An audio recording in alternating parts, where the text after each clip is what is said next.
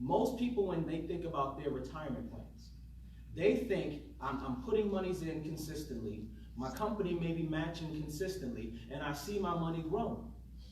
What most people don't realize is that when you're putting money in and your company's putting money in, that's a false positive.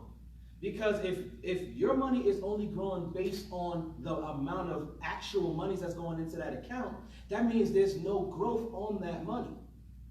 So you're still not going to have your money compound, because typically you have a low rate of return. See, we get confused a lot of times when we're thinking that, oh man, this thing, I started this 5 years ago and I'll be putting $150 a month, and man, this thing is $15,000 after 5 years. But when you deduct contributions, you probably only need like $100 in growth. So the point of the matter is, you got to understand how to make your money make money, not just you grinding and having to put money in the account for it to grow. Does that make sense? Who's with me on that? But how many of you understand that principle of you got to make your money make money? Yes, I like that. That Lisa Nichols, you feeling that?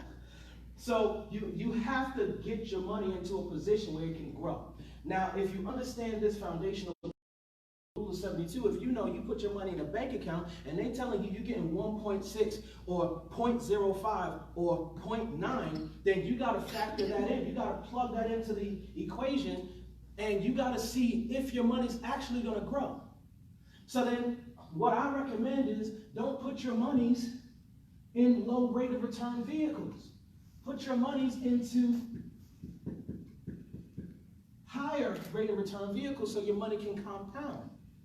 Because this way now, as you're contributing, now your money is now actually growing at 8, 9, 10%. And it's not just doing that once a year. It's the market moves on a daily basis, so you're getting gains consistently.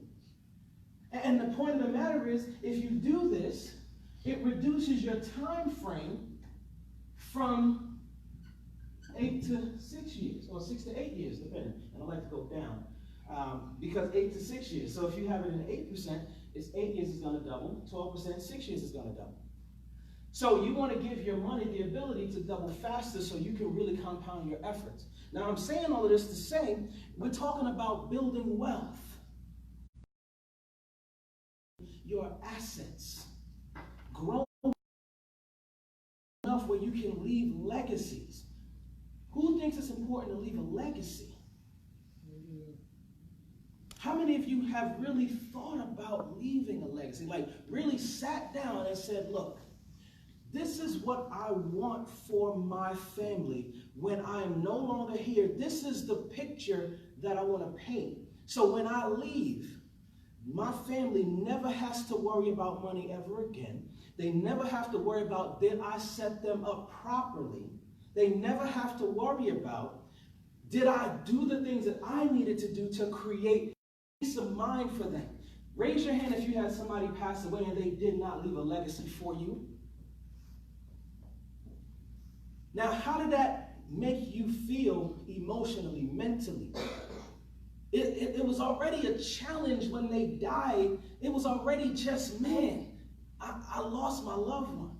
But now you look and a lot of times people have issues burying people because they didn't have things in place. So on top of the burial, now it's like, oh my God, they had debt. They had a house that still needed to be paid for. They had all of this stuff. Oh my God, I didn't know. If only. If only. We have to stop the if onlys. We have to put things in place so we can kill the if onlys for the next generation. Who's with me on that?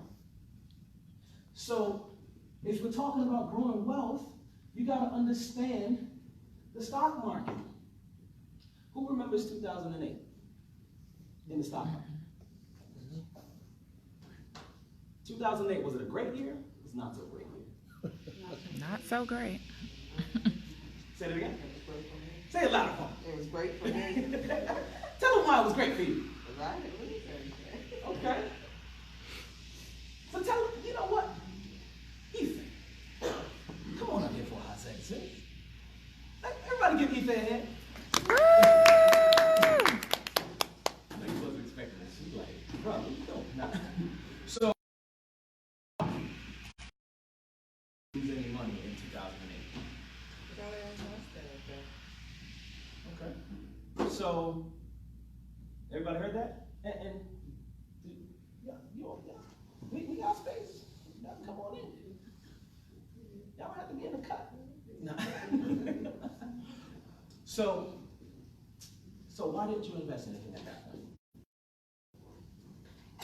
In all honesty, if you're basically living paycheck to paycheck and just trying to get by to take care of your child, investing money was not an option. It's more so survival. So, the paycheck to paycheck and you're surviving. So investing money was not an option, and it wasn't something that was taught. So that's why I agree with a lot of what about the building, because I understood that struggling is not something that you should be okay with, because that's what you're used to seeing. It's important to educate yourself once you know better to do better. You know what, can we give her a big round of applause for that? Now, just to clarify, that was not planned or staged. This is the first time I met Ethan, this morning. But see, she has a story, like every one of us has a story about our financial lives. And it's all about knowledge. Who's heard of knowledge is power? I appreciate you. Ethan, you can go and sit down. Knowledge is power. Who believes it? What if I told you knowledge in and of itself isn't powerful? It's when you put it into practice, that's what gives it power. How many